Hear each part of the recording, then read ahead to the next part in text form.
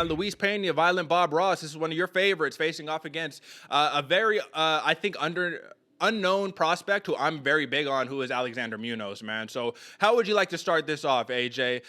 Let's talk about Violent Bob Ross, maybe. Give me some of the love that you got for Violent Bob Ross. Why do you think that he stands, to make this fight interesting?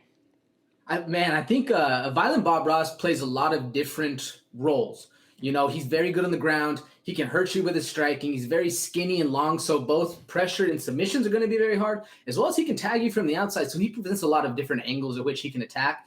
And, man, just in that deep 155-pound division, if this was any other division or any other organization, man, Violent Bob Ross would be a champion because he's vicious, okay? Now, one of my biggest things I like about him, he stays calm. He stays calm, but very, very dangerous in there. And he usually only, especially in his later fights, he only gets caught when things get a little crazy. What's one of your big takeaways from him, Derek? What do you like about him?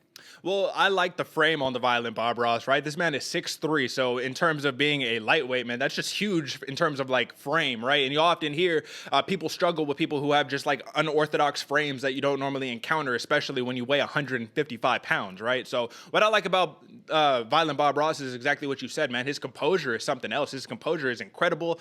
He has attacks that he can hit you from all over the place, and when it gets to the ground, this dude can grapple. Like, he got submitted in his last fight against Kama Worthy, but we had already mentioned when we broke down that fight and the aftermath of it that, listen, man, he didn't get out grappled, if that makes sense. He just got caught in a sprawl in a transition. So like you said, when the chaos happens, things get a little bit weird, and that's going to, segue me perfectly, AJ, into talking about Alexander Munoz, because this dude makes things chaotic, man. He makes things very weird. But if you are only going by results and you're only going by what have you done for me lately, I can understand why Alexander Munoz, I believe he's a betting underdog this time around. Let me see what we got here. Let me just pull it up really quick, AJ. It looks like Alexander Munoz is a plus 125 underdog and Luis Pena is a minus 150 favorite. Now, Alexander Munoz is a wrestler, right? This is literally what he is known for. This is what brought him into the game. And for that reason, I think that this should be closer to a pick'em because this is classic striker versus wrestler, even though Luis Pena has grappling. Now, do you remember, AJ, I know you was watching Dana White's Contender Series around 2018, times like that, man. Do you remember an individual by the name of Nick Newell? Nick Newell, nah. Does the name sound familiar, though?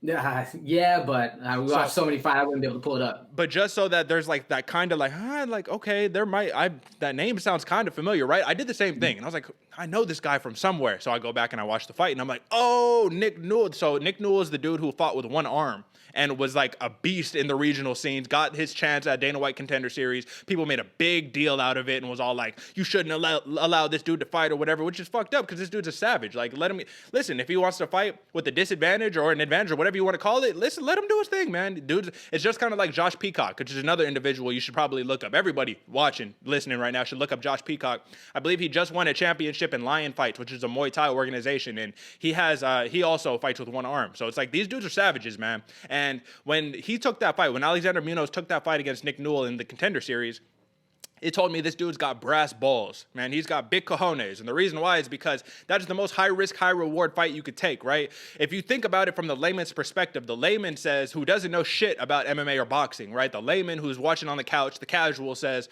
oh, what? You lost to a dude with one arm? Like, you must be garbage then, right? Or vice versa.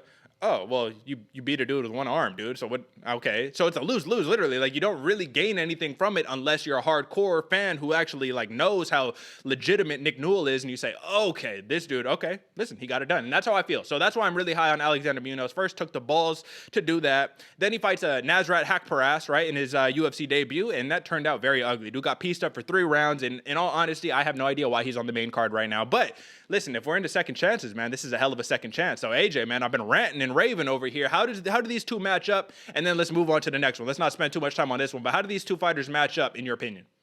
Well, I think the whole scope of the thing goes back to what you said. Alexander Munoz is very highly touted from coming from Team Alpha Male, but very under-delivered. So it's kind of a weird toss-up for them, but I do truly believe this is a toss-up. This could go one way or the other. Alexander Munoz, the most thing, you laid it all out, Derek. He's a hell of a wrestler. He brings the fight, which I really like, and he has a hell of a chin. He comes to scrap. To me, man, this is going to be a crazy, crazy pace they're putting on because even though Munoz does come highly touted, training out of Alpha Male, so he's very good, man, Pena's a rough puzzle to solve. and with a lot of fight experience as well. So this one is a lot closer than I think the people are letting on. But I'm going to go Pena with a submission. Who you got? Excuse me, round 2. Round 2. Well, listen, it could definitely go into that possibility. Now, the way I see this fight playing out is Alexander Munoz, generally his offense stagnates if he can't get his wrestling going and or if he can't get his jab going. One of those two have to be going for his offense to really like work, right? So how I see this fight playing out is that either one of two ways. Luis Pena uses his length and his jab and his reach to keep him at bay, and Nasrat Haqparas'd him, but Luis Pena is nowhere near as good of a boxer as Haqparas is. That dude is truly special. Or the vice versa, and this is what I actually think is going to happen, so I'll give my pick. Alexander Munoz takes the center of the cage. He boxes a little bit with Pena, probably gets pieced up, goes for the takedown, gets in half guard or inside control, and avoids the submissions and just rides the fight out. Decision win for Alexander Munoz, definitive fashion, kind of Marvin Vettori style. It's not like, entertaining, but listen, this man needs a win right now, so I think that's what it's going to come down to. So you going sub to Pena, I'm going decision for Munoz. We'll find out, man. But